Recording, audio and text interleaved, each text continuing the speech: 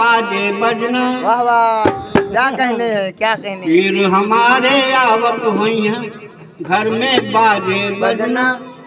अगुवाई में 5 फरिश्ते धूम मची है अगना हो।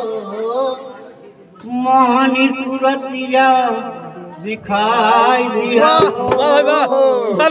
क्या मेरे बाबा मोहनी सूरतिया दिखाई दिया हो।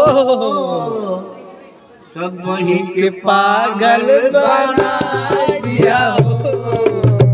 मोहनी सूरतिया दिखाई दिया हो। सब वहीं के पागल बना दिया हो। मोहनी सूरतिया दिखाई दिया हो।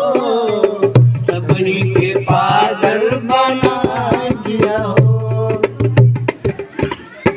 सजदा न जानू नमाज हो।